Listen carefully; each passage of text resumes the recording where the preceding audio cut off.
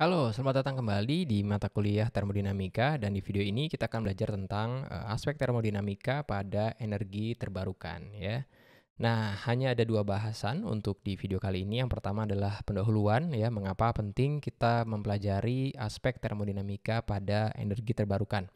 Kemudian kita akan membahas jenis-jenis sumber energi terbarukan ya, mulai dari hydroelectric ya, hydroelectric atau yang kita kenal sebagai PLTA ya, atau pembangkit listrik tenaga air. Kemudian kita akan belajar juga wind turbine ya, menggunakan tenaga angin, kemudian juga solar panel. Ya, kemudian kita akan belajar sedikit tentang geothermal ya. Kurang lebih ada 4 bahasan itu ya untuk jenis-jenis sumber energi terbarukan ya. Nah, untuk pendahuluan, seperti kita tahu ya, energi terbarukan ini merupakan isu dunia ya, yang isu ini adalah melibatkan banyak ilmuwan ya. Jadi tidak bisa hanya dilihat dari sains atau teknologinya, atau sains atau teknik saja, tapi juga pada aspek yang lain ya, misalkan keilmuan ekonomi, lingkungan, aspek sosial dan politik juga ya. Karena isu energi ini menjadi isu yang paling hangat dibicarakan ya, atau menjadi ya banyak pertikaian mungkin terjadi karena gara-gara energi ini gitu ya, yang bisa kita lihat di berita-berita di sekitar kita ya. Nah, sementara untuk keilmuan sains dan teknik sendiri juga melibatkan banyak keilmuan atau banyak bidang ilmu ya, atau subjek nih. Yang pertama adalah termodinamika yang kita pelajari di mata kuliah ini, kemudian transfer kalor, mekanika fluida, geofisika, fisika sendiri, dan juga kimia ya. Dan di bagian ini kita hanya khusus atau secara khusus membahas aspek termodinamikanya saja ya. Dimana yang kita tahu bahwa termodinamika ya, bisa dilihat lagi di kuliah yang pertama. Termodinamika ini adalah sains tentang energi ya. Sains tentang energi ya, bagaimana konversi energi, kemudian kita belajar dari kalor menjadi kerja. Nah, semuanya akan kita lihat pada sumber-sumber energi terbarukan yang akan kita diskusikan di sepanjang video kali ini ya. Nah, pendahuluan lain adalah tentang konsumsi energi dunia ya. Ini adalah data yang saya dapat dari buku, yaitu data tahun 2007. Ini adalah sumber energi yang digunakan oleh manusia pada tahun 2007 ya, yang mungkin ada perbedaan sedikit dengan yang sekarang tahun 2021 ya. Di mana kita bisa lihat ada gas alam itu sebesar 23% ya. Kemudian juga batu bara itu sebanyak 27%, minyak bumi yang paling banyak ya 35%, kemudian energi terbarukan itu baru 10% ya, dan kebanyakan adalah hydroelectric dan juga tenaga angin. Geothermal belum banyak, bahkan di Indonesia pun yang potensi geotermalnya banyak, itu masih belum banyak juga digunakan ya. Kemudian nuklir itu ada sekitar 5% ya. Nah, konsumsi bahan bakar fosil ini mencapai 85%. Jadi kalau kita jumlahkan antara minyak bumi, batu bara, dan gas alam, ya gas alam, minyak bumi, kemudian batu bara, ya itu 85%. Jadi masih banyak sekali ya. Walaupun data ini diambil dari tahun 2007 ya. Nah, saat ini energi terbarukan telah menjadi sumber energi bagi 18% konsumsi energi dunia ya. Jadi ya sebetulnya kita bisa melihat ada potensi nih dari energi terbarukan ya, terutama dengan adanya mobil listrik, kemudian mobil-mobil yang ada di negara maju ini sudah tidak menggunakan bahan bakar fosil. Tapi nanti kita akan lihat tentang smart car ini ya, atau tenaga mobil tenaga listrik ini, apakah betul dia zero emission atau tidak ya. Nanti kita akan lihat ya. Nah, kemudian seperti yang sudah tadi saya katakan bahwa sumber energi terbarukan yang paling banyak digunakan sejauh ini adalah hidroelektrik dan juga tenaga angin ya, yang paling banyak digunakan ya. Solar panel banyak juga digunakan ya, namun tidak sebanyak hidroelektrik dan juga angin ya. Jangan bingung dengan hidroelektrik, ini sebetulnya dalam bahasa kita adalah PLTA ya, pembangkit listrik tenaga air ya. Nah, energi terbarukan ini diharapkan akan terus-menerus meningkat ya, untuk menggantikan bahan bakar fosil. Bahan bakar fosil ini ya ketidakuntungannya dalam disadvantage dari bahan bakar fosil ini adalah tentang emisi, tentang polusi ya. Kemudian tentang jumlahnya juga ya. Jumlah yang mungkin akan semakin berkurang ya. Ya ini adalah krisis energi ya, dan juga mungkin dari segi harga ya, walaupun harganya naik turun ya. Oke.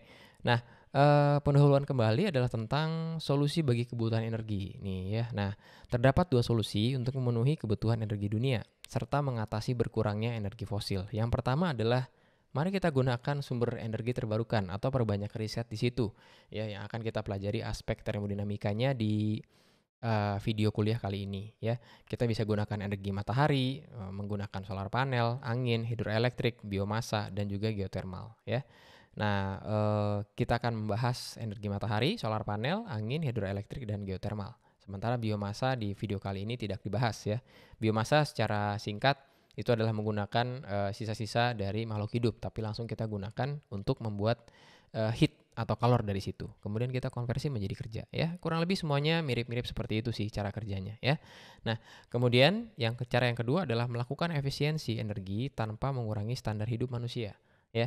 Jadi kita bisa atau diharuskan melakukan efisiensi tapi jangan sampai berpengaruh sampai standar hidup manusia, ya. Contoh efisiensinya adalah kalau kita bisa mematikan lampu, ya, atau mematikan barang-barang elektronik yang tidak digunakan. Ini efisiensi, tapi tentu saja tidak mengurangi standar hidup manusia. Ada ruangan yang tidak digunakan, maka ya lampunya lebih baik dimatikan karena kan tidak mengurangi kualitas hidup kita, ya, karena ruangannya tidak kita gunakan, ya. Nah, sumber energi ini dari definisinya dapat dikatakan dapat diperbaharui, bisa dikatakan dapat diperbaharui apabila sumber tersebut dapat digunakan terus-menerus atau tidak berkurang dan tidak meninggalkan efek yang signifikan, atau efek yang signifikan ini adalah efek buruk, ya. Saya tambahkan efek buruk, ya, pada lingkungan, ya. Jadi bukan hanya tidak habis atau tidak berkurang, tapi juga tidak meninggalkan efek yang buruk atau yang signifikan terhadap lingkungan, ya. Sebagai contoh di gambar ini yang saya ambil dari buku Cengel, ya. Ini adalah hydroelectric power plant, ya, di mana ada siklusnya yang menjadikan PLTA ini atau hydroelectric power plant ini sumber dayanya seolah-olah atau bukan seolah-olah, ya, memang dapat diperbaharui, ya. Jadi reservoir yang biasanya berupa danau atau sungai, ya, itu mendapatkan air dari air hujan, ya. Kemudian masuk ke dalam hydroelectric power plant HPP ini, kemudian akan menghasilkan listrik, ya, kemudian power line sampai ke penduduk penduduk yang ada di sekitar power plant tersebut, ya. Kemudian dari hasil airnya, karena kan airnya sebetulnya hanya digunakan energi kinetiknya saja kan, begitu sampai di dataran rendah ini, maka akan mendapatkan atau terjadi penguapan nih, evaporasi, ya, karena terkena panas dari energi matahari, ya. Kemudian naik lagi ke awan, kemudian menjadi hujan, ya, semuanya akan menjadi siklus, ya. Maka ada argumen di buku yang cukup menarik bahwa setiap yang ada di uh, sumber energi terbarukan sebetulnya semuanya berasal dari energi matahari, ya. Contohnya angin, ya, kalau dunia kita adalah dunia yang stabil, maka ya akan ada angin di mana-mana. Oleh karena itu sumber daya atau sumber energi tenaga angin ini akan ada, ya. Hidroelektrik seperti yang kita lihat di gambar ini juga semuanya kan berasal dari matahari juga, di mana air yang berasal dari dataran tinggi ke dataran rendah itu kan bisa terjadi siklus gara-gara ada panas dari matahari. Biomasa juga hewan dan juga tumbuhan semuanya kan mendapatkan energi matahari. Geothermal juga sama, ya. Jadi sebetulnya semuanya bermula atau bersumber dari matahari. Ya, walaupun kita gunakan terminologi angin, hidroelektrik, biomasa, dan geothermal. Karena itu yang secara langsung kita coba konversi menjadi energi listrik, ya. Dan yang kita ketahui juga yang sudah sampaikan di beberapa video yang lalu bahwa energi listrik ini adalah energi dengan kualitas yang paling tinggi, ya. Nah, sekarang kita lihat sekilas mengenai energi terbarukan, ya. Jadi ada beberapa alternatif di sini yang sudah diceritakan di slide sebelumnya, tapi kita akan bahas agak mendetail, ya. Beberapa alternatif untuk energi terbarukan adalah energi matahari, solar energi. Ini sumber energi yang berlimpah, namun memang kita konversinya itu masih mahal secara ekonomi, ya. Bahkan untuk solar panel pun efisiensinya masih rendah dibandingkan dengan sumber energi yang lain, ya. Kemudian energi angin nih, ini menggunakan energi kinetik dari angin dan saat ini adalah merupakan sumber energi alternatif yang paling berkembang di dunia, ya. Kemudian energi hydro, ya, atau dari energi kinetik air, ya. Ini menggunakan energi kinetik dari air. Dan saat ini juga sumber energi alternatif yang juga berkembang di dunia juga, ya, terutama di negara-negara berkembang, ya. Indonesia contohnya energi hidro ini yang kita kenal dengan PLTA adalah ya energi yang memang atau sumber energi yang paling banyak digunakan di kita ya.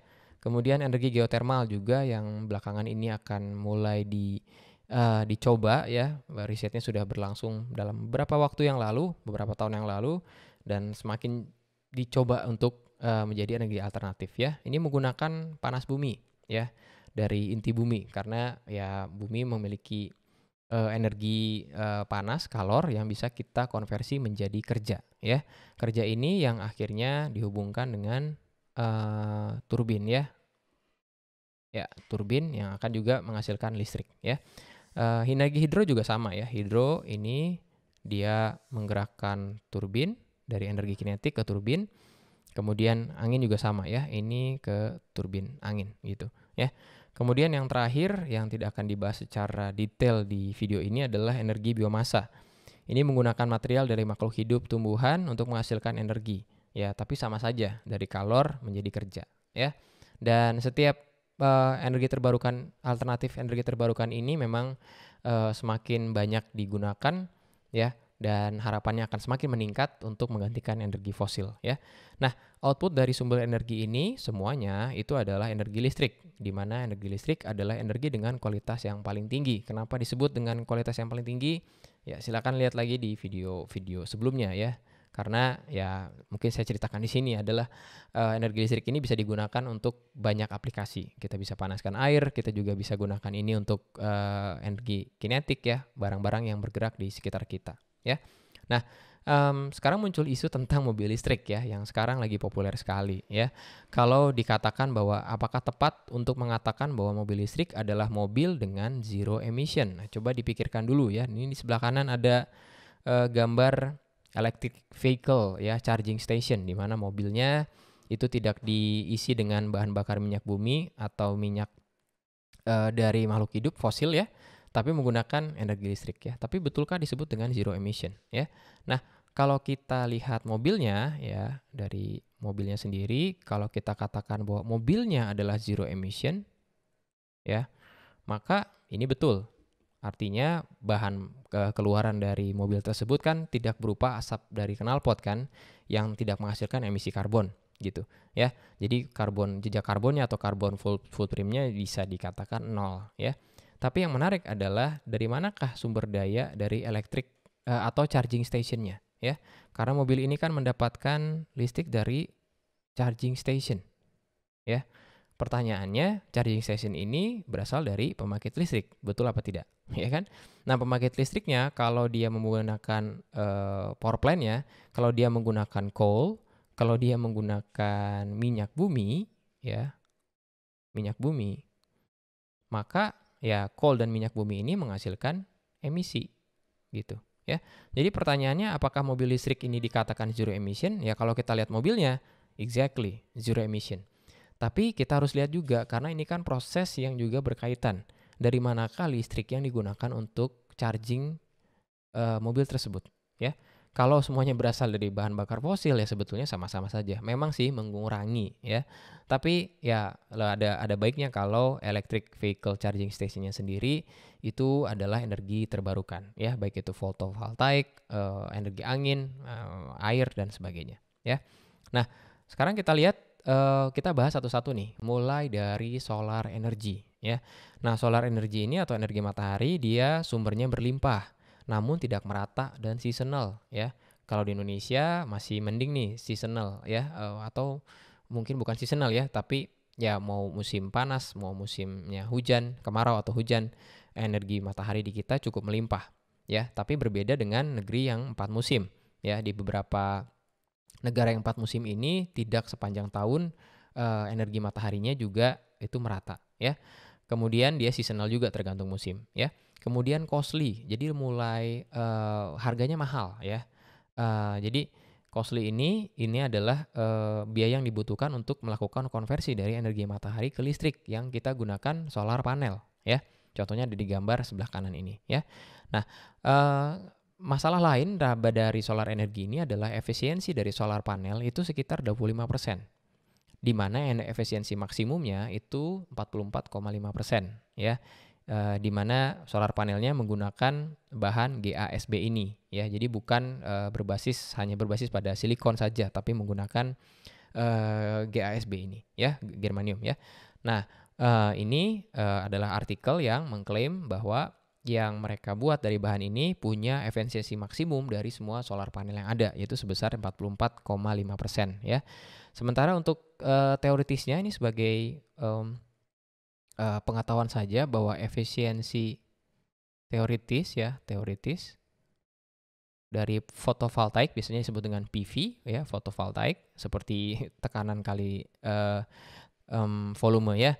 Ini adalah 89% ya, teoritis loh ya. Tapi secara kenyataan itu jauh di bawah itu ya, bahkan maksimalnya sendiri hanya 44,5% ya. Nah, untuk solar energi sendiri ada proses konversinya nih. Proses konversi energi matahari menjadi energi lain itu ada 3 macam. Yang pertama adalah heliochemical. Heliochemical ini adalah proses fotosintesis ya, terjadi secara alami ya, yang menghasilkan biomasa dan energi fosil ya. Biomasa ini juga kita bisa konversi menjadi energi listrik ya. Yang kedua adalah heliothermal, di mana energi matahari dikonversi ke energi termal menggunakan collectors atau heliostats ya. Kemudian energi termal tersebut dapat dikonversi juga menjadi listrik ya, tapi kebanyakan adalah hanya digunakan energi termalnya saja ya. Contohnya adalah water heater ya, water heater yang bukan berbasis pada listrik tapi berbasis pada energi matahari, yang biasanya kalau kita lihat ada di rumah-rumah yang memang menggunakan energi termal untuk memanaskan air ya. Tapi bisa juga energi termal tersebut begitu jadi kita gunakan untuk memanaskan air tersebut kan akan menjadi uap, dan uap tersebut kalau bisa digunakan dengan tekanan tertentu dan kecepatan tertentu, tekanan dari uap airnya ya, dan kecepatannya gitu kan, itu kan bisa untuk menggerakkan turbin juga atau generator ya. Kemudian yang ketiga ada yang disebut dengan helioelectrical, dan ini yang akan kita bahas lebih banyak juga. Itu adalah menggunakan solar panel ya atau fotovoltaik ya, dan ini memungkinkan konversi langsung ke energi listrik ya. Nah, itu ya. Oke, jadi ini tentang solar energi gitu. Nah, kita akan lihat ada 2 macam device di sini ya. Yang pertama adalah solar water heater dan yang kedua adalah solar concentrator power plant ya. Nah, solar water heater yang ada di gambar sebelah kiri ini disebut sebagai active closed loop ya. Active closed loop solar water heater ya. Jadi ini menggunakan energi matahari untuk memanaskan air ya. Nah, prosesnya dimulai dari ada cold water supply di sini ya, air yang dingin, kemudian dia masuk ke dalam satu tangki yang besar ini, di dalamnya ada heat exchanger ya. Kemudian dipompa, kemudian air ini masuk ke dalam flat plate collector ya. Dan di sini ada satu kalimat di sini yang mengatakan bahwa water with antifreeze fluid ya. Jadi air dingin di sini kemudian dia dipompa masuk ke dalam kolektor, itu dijaga agar tidak beku ya, karena kalau beku kan akan menjadi solid ya. Nah, kemudian air yang dingin ini kemudian akan dipanaskan oleh kolektor ini. Kolektornya mendapatkan energi kalornya itu dari matahari ya. Jadi energi matahari, panas matahari dikumpulkan oleh kolektor kemudian digunakan untuk memanaskan air ya. Nah, untuk memanaskan air, kemudian air panasnya akan masuk kembali ke dalam tangki, kemudian dia akan dikeluarkan atau dipompa ke aplikasinya ya, misalkan untuk air hangat ya atau air panas yang ada di kebutuhan yang ada di dalam rumah gitu ya. Itu untuk active closed loop solar water heater ya. Kemudian yang kedua yang sebelah kanan itu adalah solar concentrator power plant ya. Jadi ini cukup unik, kalau yang sudah kita pelajari ada pembangkit listrik untuk tenaga uap, menggunakan uap, air untuk menggerakkan turbin, ya ini mirip-mirip juga ya, menggunakan uap untuk menggerakkan turbin menggerakkan generator, masuk ke dalam jala-jala listrik, bisa digunakan listriknya ya. Tapi sumber energi untuk memanaskan uap tersebut atau memanaskan airnya itu bukan berasal dari boiler. Ya, sebelumnya kan di video-video sebelumnya kita sudah mempelajari bahwa untuk memanaskannya kan pakai boiler ya. Kita panaskan saja, dari air akan menjadi uap ya.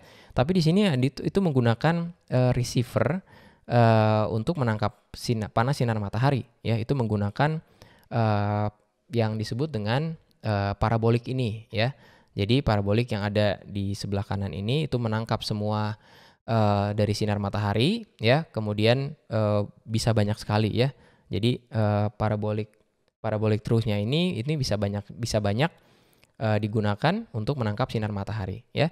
Tapi ya ada ya disadvantage-nya ya, di mana kalau ingin mendapatkan daya yang cukup besar, maka receiver-nya ini harus banyak ya. Oleh karena itu membutuhkan satu lapangan yang luas kalau kita ingin menggunakan solar konsentrator dari power plant ini ya. Sesuai dengan namanya, solar konsentrator, konsentratornya atau receivernya ini ditaruh di banyak tempat, kemudian diatur sudutnya untuk mendapatkan intensitas cahaya matahari atau intensitas panas matahari yang maksimal ya. Ada juga yang menggunakan reflektor lagi ya. Jadi reflektornya digunakan di lapangan atau di satu area yang cukup luas, kemudian sudutnya diatur, kemudian supaya diatur sedemikian hingga pantulan sinar dari mataharinya yang membawa energi kalor ini itu akan memanaskan satu inti ya, satu core yang kemudian panasnya digunakan lagi untuk memanaskan air ya, kemudian jadi uapnya diatur tekanannya, kecepatannya, menggerakkan turbin ya. Kemudian sisanya karena prinsip termodinamika harus ada 2 reservoir, itu akan didinginkan oleh kondensor, kemudian kondensornya akan menyalurkan kembali ke receiver ya. Seperti itu proses pada solar konsentrator power plant ya. Nah, kemudian yang unik lagi adalah kolam solar ya. Kolam solar atau solar pond ya. Nah, solar pond ini sebetulnya mirip seperti pembangkit listrik tenaga uap, tapi kalau kita lihat ini ada di dalam satu solar pond ya, atau suatu kolam ya. Nah, ini biasanya digunakan itu adalah danau buatan ya. Jadi artificial lake ya. Nah, yang dilakukan dari kolam solar ini itu adalah prosesnya atau mesinnya itu ditaruh di dalam satu kolam buatan ya. Kemudian kalau kita lihat di sini solar pond ini, nah pada kolam solar ini akan terdapat yang disebut dengan temperatur distribution ya. Jadi ada temperatur distribusi temperatur ya, di mana bagian atasnya ya, kalau saya bisa tuliskan di sini, bagian atasnya ini adalah suhu rendah ya, bertindak sebagai suhu rendah gitu, karena dia berhubungan dengan atmosfer ya. Sementara di bagian bawahnya ini adalah suhu tinggi ya. Oleh karena itu di bagian bawah suhu tingginya, boilernya ini mendapatkan energi kalor dari bagian bawah ya, dari kolam tersebut ya. Kenapa ini bisa terjadi ya? Jadi begitu kolamnya ini dipanaskan, maka bagian bawahnya ini akan punya suhu yang lebih tinggi dibandingkan yang di atas ya. Dan biasanya di bagian atasnya ini diberikan garam, kemudian diberikan liquid yang bisa membuat distribusi temperatur ini mungkin ya. Kemudian sama halnya seperti video sebelumnya yang menjelaskan tentang pembangkit listrik tenaga uap, boiler ini mendapatkan energi kalor, kemudian dia memanaskan airnya menjadi uap, kemudian uapnya bertekanan tinggi dan berkecepatan tinggi ini akan menggerakkan turbin juga akan masuk ke generator, kemudian reservoir yang keduanya adalah kondensornya mendapatkan atau membuang kalor ke reservoir suhu rendah ya, seperti itu. Nah, kita akan coba hitung untuk efisiensi maksimumnya ya. Jadi kalau untuk efisiensi termalnya ya, kalau kita katakanlah kalau TL-nya misalkan 35 derajat Celcius ya. Misalkan suhu rendahnya 35 derajat Celcius ya. Jadi kalau suhu rendah di sini katakanlah permukaannya di atas dari si artificial lake ini 35 derajat Celcius. Kemudian untuk pH-nya yang ada di bawah katakanlah 80 derajat Celcius ya. Kalau ini adalah 80 derajat Celcius, maka coba kita hitung ya untuk thermal efisiensinya ya. Kita gunakan formula 1 min TL per TH ya. Kalau kita gunakan formula Carnot ya, di mana yaitu adalah efisiensi yang paling tinggi ya. Itu akan menjadi 1 minus, kita harus gunakan Kelvin bukan Celsius, maka ini adalah 35 tambah 273 Kelvin ya, dibagi dengan 80 tambah 273 Kelvin ya. Nah, ini kalau kita hitung adalah sebesar 0,127 ya. Kalau saya langsung saja kali 100% gitu ya untuk mendapatkan efisiensinya, maka saya akan peroleh sekitar 12,7% ya. Jadi cukup menjanjikan, namun ya sekali lagi ini butuh area yang sangat luas ya. Kita harus buat kolam, kita harus buat danau untuk bisa menggunakan prinsip kolam solar ini ya. Ya, selanjutnya kita akan pelajari tentang solar cell ya, atau solar panel ya. Solar panel itu atau solar modul itu adalah kumpulan dari solar cell ya. Nah, kita akan coba pelajari bagaimana sih cara kerja dari solar cell ini ya. Jadi solar cell ini atau photovoltaic cells ini PV ya, itu sebetulnya adalah dua macam semikonduktor ya. Jadi kalau saya coba gambarkan, ada dua macam semikonduktor yang disusun secara berdempetan ya. Jadi semikonduktor ini adalah ada yang disebut dengan tipe N ya, dan juga ada yang tipe P ya. Jadi menggunakan semikonduktor ya. Saya berikan contoh materialnya nih ya. Untuk semikonduktor itu biasanya digunakan sebagai silikon ya. Kemudian kalau silikon ditambahkan dengan fosfor ya, ini akan menjadi tipe N ya. Jadi akan menjadi tipe N. Tipe N ya. Kemudian untuk yang negatifnya itu ditambahkan dengan boron ya. Begitu ditambahkan dengan boron, ini akan menjadi tipe P ya. Sorry, P harusnya ya, bukan N tadi. Tadi saya nyebut N ya. Jadi tipe N-nya itu adalah dengan fosfor, untuk menghasilkan tipe P-nya itu ditambahkan dengan boron ya. Nah, yang menarik adalah pada saat junction ini ya, yang disebut dengan PN junction ini mendapatkan sinar matahari. Nah, pada saat mendapatkan sinar matahari, ini kan akan sinar matahari itu terdapat fotonnya ya. Nah, foton ini yang akan membuat adanya aliran elektron ya. Nah, aliran elektronnya itu akan berasal dari tipe P ke tipe N ya. Jadi akan ada aliran elektron di sini ya. Jadi saya akan tuliskan akan ada aliran elektron ya dari tipe P ke tipe N ya, ke tipe N. Oke, jadi elektronnya itu berpindah, sementara ada juga hole yang biasa disebut dengan muatan positif, itu yang dari tipe N ke tipe P ya. Nah, oleh karena itu, pada saat kita gunakan seperti ini ya, maka ya tinggal kita hubungkan saja dengan satu load ya. Nah, load di sini adalah aplikasi kita, nyalakan lampu lah untuk ngecas handphone dan sebagainya ya. Jadi ini adalah tipe cara kerja dari solar panel ya.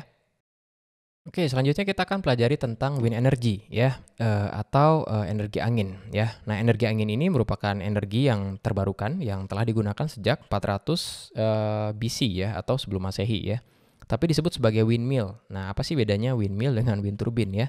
Windmill ini itu adalah dari energi kinetik angin ya. Itu dikonversi lagi menjadi energi kinetik gitu. Contohnya ya layar di kapal laut ya, itu kan dari energi kinetik angin menjadi energi gerak pada kapal tersebut ya. Dan itu sudah digunakan sejak lama ya. Tapi yang teknologi modernnya adalah yang disebut dengan wind turbine ya. Kalau wind turbine ini dari energi kinetik angin menjadi listrik. Kinetik angin ya menjadi listrik. Nah, itu akan kita pelajari ya. Nah, di sini terdapat beberapa desain wind turbine ya, yang menggunakan blade yang cukup banyak, ada yang sedikit, ada yang menggunakan diffuser dan juga konsentrator seperti yang di bawah ini ya. Nah, terdapat dua macam tipe nih ya. Tipe yang pertama yang ada di gambar ini itu yang disebut sebagai HAWT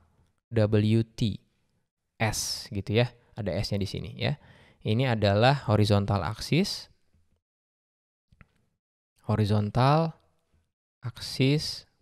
wind turbine ya, turbin. Pakai jamak pakai S ya. Nah, ini disebut horizontal ya, karena ya anginnya itu berasal dari arah horizontal ya. Jadi semuanya arahnya ke sini gitu ya. Seperti itu, sehingga bisa menggerakkan generator nantinya ya, desain.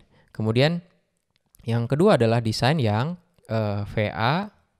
VAWTS ya. Itu sama halnya dengan yang tadi, cuman yang tadi adalah horizontal, ini V-nya adalah vertikal ya. Jadi vertikal ini cukup unik ya. Ini berasal anginnya dari arah atas gitu ya. Nah, itu yang cukup menarik dari sini ya. Nah, jadi menggunakan deflektor seperti ini ya. Jadi masuk gitu kan, kemudian arahnya secara vertikal ya. Nah, dari segi efisiensi ya, bentuk yang horizontal itu lebih baik dari yang bentuk vertikal ya. Nah, kemudian untuk mendesain ini juga tidak sembarangan ya, atau kita naruh pembangkit listrik tenaga anginnya, turbin angin ini secara sembarangan ya, tapi tidak demikian ya. Ada 3 karakteristik dari kecepatan angin di mana angin tersebut atau daerah tersebut itu cocok untuk digunakan sebagai lokasi pembuatan pembangkit listrik tenaga angin ini ya. Nah, terdapat 3 karakteristik dari kecepatan angin. Yang pertama adalah cut-in speed ya. Cut-in speed ini adalah kecepatan angin minimum untuk menghasilkan daya ya. Jadi ada di sini nih ya. Jadi kalau kita buat sumbu X-nya adalah kecepatan angin, kemudian sumbu Y-nya adalah daya per waktu ya. Bukan daya per waktu, daya dari keluaran dari turbin angin tersebut ya. Jadi cut-in speed tersebut adalah speed minimal supaya bisa menghasilkan daya ya. Nah, ini harus cocok nih antara daerah dengan spesifikasi dari blade atau desain turbin angin kita gitu ya. Yang kedua adalah rated speed. Nah, rated speed ini adalah kecepatan angin yang menghasilkan daya maksimum ya. Nah, rated speednya ada di sini ya. Jadi kalau rated speednya di sini, maka ini adalah daya maksimumnya ya. Jadi kalau saya tulis di sini pakai warna merah juga biar sama ya. Ini adalah W maksimumnya gitu ya. Nah, tapi ada yang disebut lagi dengan cutout speed, yaitu kecepatan angin maksimum yang menjadi bagian desain dari turbin angin. Jadi turbin angin tersebut hanya bisa mengakomodasi kecepatan tertentu saja atau kecepatan maksimumnya ya. Nah, itu yang disebut sebagai cutout speed ya. Jadi cutout speed ini akan selalu lebih kecil daripada rated speednya ya. Karena ini adalah desain dari turbinnya ya. Ini adalah desain turbin ya. Oleh karena itu harus dipertimbangkan antara kecepatan angin, oke, dan juga disesuaikan juga dengan dan ya ini faktornya ya, dan desain turbin. Ya, turbin di sini adalah yang sesuatu yang berputar ya, yang sesuatu yang berputar ini akan digunakan untuk menggerakkan generator ya. Oke, nah selanjutnya kita akan coba analisa termodinamikanya ya, aspek termodinamika dari wind energy ini ya, energi angin ini ya. Nah, ada yang disebut sebagai wind power potensial ya, atau yang disebut sebagai available wind power ya. Ini adalah ya berkaitan dengan konsep SRG yang sudah kita bahas juga di video sebelumnya. Ini adalah ketersediaan daya dari angin tersebut ya. Nah, ini diekspresikan dengan W dot ya. Itu adalah W dot available ya. Saya tulis available yang tersedia ya, yang mungkin untuk kita konversi gitu ya. Itu adalah setengah M dot V kuadrat ya, dengan satuan kilowatt gitu. Oke. Nah, ini adalah maksimum powernya gitu ya. Seperti itu. Oke. Nah, V-nya itu adalah saya gunakan warna putih ya supaya beda dengan formula ya. V-nya itu adalah kecepatan angin. Kecepatan angin ya. Sementara M dot-nya itu adalah laju massa. Laju massa fluida ya. Nah, laju massa fluida ini punya formula M dot itu adalah rho dikali A dikali V gitu ya. Nah, ini adalah mass flow rate-nya gitu kan. Ini punya satuan kilogram per second ya. Nah, seperti itu. Oke. Jadi rho-nya adalah massa jenis ya, kita tahu massa jenis. A-nya adalah area dari wind turbinnya ya. Jadi area dari blade-nya gitu kan. Seperti itu. Oke. Nah, oleh karena itu kita akan memperoleh kalau kita substitusi M dot-nya, maka kita peroleh W dot available-nya menjadi ya, ini menjadi setengah rho dikali A dikali V pangkat 3 ya. Seperti itu. Oke. Nah, oleh karena itu berubahnya cukup menarik ya. Kalau kita lihat formula ini ya, kecepatan anginnya itu pangkat 3-nya dari dayanya. Jadi kalau kita tingkatkan kecepatan angin 2 kali, maka daya yang dihasilkan oleh angin tersebut, daya available ya, ini bukan daya dari si turbin anginnya, karena itu nanti kita ngomongin tentang efisiensinya ya. Itu naiknya 8 kali karena 2 pangkat 3 gitu ya. Nah, sekarang kalau kita lihat dari efisiensinya ya, maka kalau saya tulis ini efisiensi dari WT atau wind turbine itu adalah W dot dari shaft ya, yang dikonversi menjadi putaran pada generator dari turbinnya, itu dibagi dengan W dot available ya. Ini adalah W dot shaft-nya yang tergantung dari desain dari turbin angin tersebut dibagi dengan setengah rho A V pangkat 3 ya. Jadi ini ya. Nah, W shaft ini juga ini banyak ceritanya juga ya, karena di sini tergantung dari desain ya kan, tergantung dari gearbox yang digunakan gitu kan, tergantung dari tipe generator yang digunakan ya. Nah, ini akan mempengaruhi semua efisiensinya ya. Jadi hal-hal ini yang harus kita perhatikan ya. Yang pertama adalah wind power potensialnya, berapa banyak yang bisa kita konversi. Kemudian ini kan yang maksimalnya yang bisa kita konversi ya. Tapi yang masuk ke dalam generatornya adalah W dot shaft-nya ini, itu menjadi pembilangnya ya. Maka kita akan dapatkan efisiensi dari wind turbine ya. Nah, pertanyaannya berapa sih tipikal atau range ya dari efisiensi wind turbine ini? Itu efisiensinya itu adalah berkisar jangan seperti ini biar nggak bingung ya. Itu berkisar antara 30 sampai 40% ya.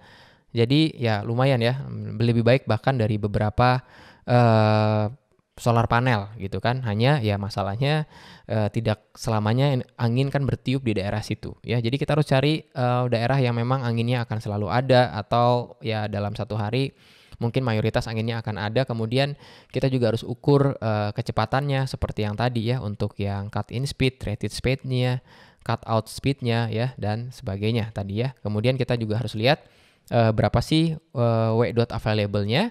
Kemudian kita lihat W dot shaft dari desain turbin angin kita ya. Seperti itu. Oke. Nah, selanjutnya kita akan pelajari tentang hydroelectric ya, atau ya hydropower ya, atau ya istilah kita adalah PLTA ya. Nah, terminologinya nih ya, bagian yang berputar itu dinamakan sebagai runner ya. Jadi seperti blade pada wind turbine ya. Nah, jika fluida kerjanya adalah air, maka turbin yang digunakan dinamakan hydroturbin, tapi mayoritas itu menggunakan air seperti gambar yang ada di sebelah kanan ini ya. Nah, tempat pembangkit listriknya itu dinamakan hydroelectric power plant ya, atau ya dalam istilah kita adalah pembangkit listrik tenaga air ya, yang biasanya itu berasal dari dam ya, atau satu bendungan, bisa berupa danau atau aliran sungai, kemudian dialirkan ya, kemudian kita memiliki satu turbin di sini ya. Kemudian ya airnya akan masuk atau keluar dari masuk ke reservoir selanjutnya gitu ya. Nah, di dalam sini ada runnernya, kemudian di dalam sini juga ada turbinnya ya. Seperti itu ya. Nah, selanjutnya kita akan coba analisa hydroelectric power plant-nya secara termodinamika. Nah, analisanya dimulai dengan menghitung energi available-nya nih dari aliran fluidanya ya. Nah, energi available-nya itu berasal dari energi mekanik ya, energi mekanik yang adalah energi potensial ditambah energi kinetik ya, dari aliran fluida ya. Dalam hal ini alirannya misalkan air ya, seperti itu ya. Nah, ini punya formula adalah energi mekanik akibat aliran fluida itu adalah P dibagi dengan rho ya, ditambah V kuadrat dibagi 2 energi kinetik ditambah dengan G dikali Z ya. Ini persatuan massa ya. Jadi ini saya tulis persatuan massa ya, karena kalau tidak persatuan massa maka E kecilnya kan menjadi E besar. Kemudian di sini ada M, di sini ada M gitu kan ya, seperti itu. Oke. Nah, kalau kita lihat di sini kita lihat suku per sukunya ya, P dibagi dengan rho ini adalah flow energi, energi aliran, ya. Kemudian ini adalah energi kinetik, ini adalah energi potensial, gitu. Oke. Nah, kalau kita buat dalam dua tempat, ya, incompressible flow, ya, dua tempat yang alirannya tidak termampatkan, incompressible flow, gitu ya. Ketika misalkan ada perubahan dari flow ini, ya, maka ya kita dapatkan delta E dari mekanik ini kan itu adalah P2 min P1 dibagi dengan rho-nya konstan karena dia incompressible, ya, ditambah dengan V2 kuadrat minus V1 kuadrat bagi 2 ditambah dengan G dikali Z2 min Z1, ya. Nah, dalam konteks pembangkit listrik tenaga air ini yang kalau memang beda ketinggian, maka tentu ini akan punya nilai, ya kan? Kemudian ya kecepatannya pun pasti akan berubah. Ya, tekanannya juga akan berubah dari tempat di mana air ini pertama kali ada di reservoirnya, kemudian dia akan turun kan ke memutar turbin dan juga akhirnya memutar generator, kemudian menghasilkan listrik, ya. Nah, kemudian ini adalah yang tersedianya, ya kan? Nah, sekarang kalau kita mau menghitung efisiensinya. Oke. Nah, efisiensinya ini sebetulnya sama-sama saja cara menghitungnya, ya. Jadi efisiensi dari turbin anginnya itu adalah W dot shaft, ya, yang adalah isinya adalah semua aspek mekanik dari turbin ini yang nyambung dengan generator, ya, dibagi dengan delta E-nya tapi E besar itu dari mekanika fluida, ya. Jadi itu, oke. Nah, E yang besar ya tentu saja W dot shaft-nya ini cara ngitungnya tergantung dari desainnya. Ini dibagi dengan M dot dikali dengan delta E dari mekanika fluidanya, ya. Jadi formula yang ini nih, ya, yang menjadi available energy, ya. Ini coba saya tulis, ini menjadi available energy, ya. Nah, ini adalah analisa hydroelectric power plant, ya.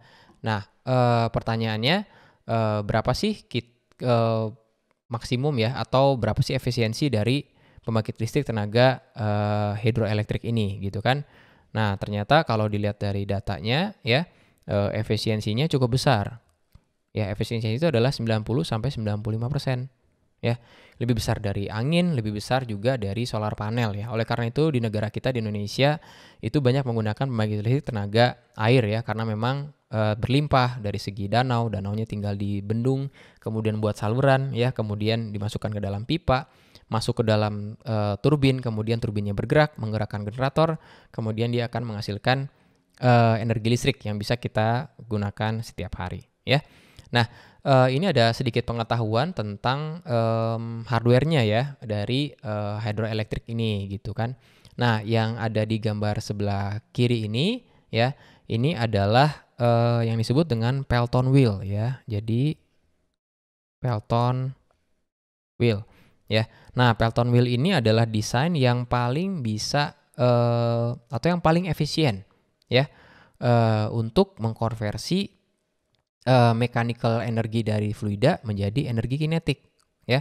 Jadi Pelton wheel ini itu adalah atau roda Pelton, ya, diambil dari seorang namanya Lester A. Pelton, ya, di tahun 1878, ya. Ini adalah desain paling efisien, ya, yang bisa mengkonversi energi mekanik dari fluida menjadi energi kinetik, ya. Energi kinetik ini yang nantinya di porosnya itu akan dihubungkan dengan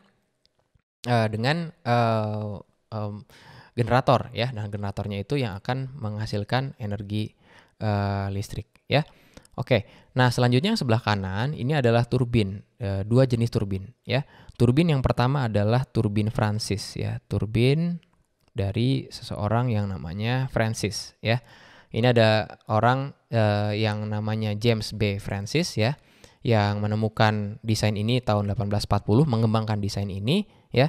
Nah, flow-nya itu adalah sentrifugal, ya. Jadi turbin Francis ini dia menggunakan prinsip atau gerakan sentrifugal, gitu, ya. Jadi airnya masuk dari salah satu arah di sini, ya, masuk kemudian bentuk turbinnya itu adalah seperti yang ada di gambar sini, ya. Jadi ini adalah salah satu bentuk turbin ya, namanya turbin Francis ya. Nah, selanjutnya ada yang disebut dengan turbin Kaplan ya. Yang sebelah kanan ini adalah turbin Kaplan ya. Ini ditemukan oleh seorang engineer juga yang bernama Victor Kaplan ya. Dia juga membuat turbin ini ya. Nah, turbin ini bentuknya sebetulnya seperti baling-baling saja ya. Jadi seperti baling-baling ya. Dan caranya juga mirip-mirip juga dengan turbin Francis, memang hanya beda desain saja ya. Jadi ini menggunakan axial flow ya. Jadi kalau turbin Kaplan ini dia menggunakan aliran aksial ya. Aliran aksial ya. Nah, penggunaan turbin Francis atau turbin Kaplan ini tergantung dari nature atau keadaan baik itu danau maupun sungai pada lokasi pembangkit listrik tenaga airnya ya. Oke. Nah, itu untuk pembangkit listrik tenaga air. Oke, ini adalah bagian terakhir yang akan kita diskusikan di sumber energi terbarukan, aspek termodinamikanya, yaitu adalah pembangkit listrik untuk tenaga geotermal ya. Nah, yang akan kita diskusikan ada 2 device ya, tapi intinya geotermal ini adalah panas bumi yang di-generate ya, kalor ya atau panas yang di-generate oleh bumi gitu kan ya. Nah, yang sebelah kiri ini adalah yang disebut dengan geothermal district space ya. Ini disebut sebagai geothermal district space gitu ya. Nah, space-nya yang disebut dengan space itu adalah yang sebelah kanan ini yang disebut sebagai space heating ya. Space heating ya, atau user yang ada di rumah-rumah misalkan ya. Nah, prosesnya cukup sederhana ya, tapi kalau kita lihat sebetulnya prosesnya mirip juga dengan pembangkit listrik pada umumnya ya, yang menggunakan kalor gitu kan. Jadi ada air yang berasal dari geothermal ya, yang biasanya juga bukan merupakan fresh water ya, atau air yang bisa kita konsumsi gitu kan. Nah, geothermal water ini kemudian di-exchange heat-nya, jadi panas dari air geothermal, katakanlah 90 derajat Celcius, itu akan ditukar panasnya oleh heat exchanger ya ke sumber energi atau sumber fluida yang fresh water ya. Jadi di sini ada pertukaran energi antara geothermal water ya, yang panasnya 90 derajat Celcius ya, itu kemudian di-exchange dengan fresh water ya. Saya kasih warna biru ya. Di-exchange dengan fresh water di sini ya. Nah, pada saat selesai di-exchange ya, kemudian fresh water ini yang disalurkan ke rumah-rumah penduduk gitu kan. Kemudian prosesnya akan diputar kembali ya. Sehingga ini akan menjadi sumber energi terbarukan ya, di mana sisa dari reservoir suhu rendahnya juga akan dikembalikan ke kolam geotermalnya gitu ya. Kurang lebih seperti itu ya. Dan kalau kita lihat di sini akan ada efisiensinya nih, efisiensi yang akan dipengaruhi ya, yang akan dipengaruhi oleh banyak faktor ya, terutama adalah pipingnya ya. Jadi kalau di sini adalah pipa ya, maka pipa dari mulai dari sumber geotermal kemudian ke heat exchanger, dari heat exchanger atau penukar panas ini ke rumah warga juga, ke user juga kan, itu kan tergantung dari pipanya sendiri ya. Nah, kalau pipanya juga kurang efisien, maka akan terjadi penurunan suhu. Penurunan suhu juga akan mengakibatkan potensial dari geotermal juga akan terbuang ya kan, karena memang pipingnya juga harus diperhatikan gitu ya. Nah, itu dulu tentang geothermal district space ini ya. Oke, nah selanjutnya kita akan coba diskusikan satu alat geotermal ya, yang paling sederhana itu adalah single flash geotermal ya. Ini ada gambarnya di sebelah kanan diagramnya ya. Nah, ini dimulai dari sumur produksinya dari geotermal ya. Nah, sumur produksi dari geotermal ini itu adalah suatu liquid ya. Nah, liquid ini akan masuk ke flash chamber. Kemudian dari flash chamber ini itu akan dimanipulasi untuk tekanannya gitu kan. Nah, pada saat tekanannya ini di water ya, jadi ini dari liquid ya. Jadi kalau saya tulis supaya jelas ya, ini dari liquid ya. Nah, kemudian tekanannya diturunkan, begitu tekanan diturunkan itu akan menjadi mixture ya atau campuran dua fasa ya. Fasa yang pertama ada yang uap ya, uap atau steam. Fasa yang kedua adalah waternya ya. Nah, yang bisa digunakan untuk memutar dari steam turbine-nya itu adalah bagian uapnya kan. Nah, uapnya akan disalurkan ke steam turbine, kemudian dia akan sisanya kan dia akan terkondensasi kan. Itu akan masuk ke kondensor, kemudian suhunya akan turun ya. Nah, kemudian digabungkan dengan sisa air tadi ya dari flash chamber ini ya. Kemudian ya dia akan dikembalikan ke reinjection well-nya yang ada di geothermal tersebut. Kemudian akan dipanaskan ulang oleh bumi, kemudian prosesnya akan berputar ya. Itulah yang membuat geothermal ini menjadi sumber energi yang terbarukan ya, karena sepanjang bumi ini masih ada, sepanjang bisa memanaskan fluidanya, maka ini akan terus berlangsung ya. Tapi kuncinya ada di flash chamber ini ya. Ketika di flash chamber tekanannya diturunkan sehingga menjadi dua fasa ya. Ada fasa cairnya yang tidak bisa dikonversi menjadi uap dan uapnya masuk ke dalam steam turbine. Kemudian steam turbine ini sisanya akan dikondensasikan oleh kondensor. Kemudian dia akan bergabung dengan sisa air dari flash chamber tadi ya. Nah, ini adalah diskusi kita di video ini untuk sumber energi terbarukan dan secara khusus kita melihat aspek termodinamikanya ya. Kita sudah diskusikan wind turbine, solar panel, kemudian ada hydroplan juga, kemudian ini ada geothermal. Oke, terima kasih, sampai jumpa di video selanjutnya.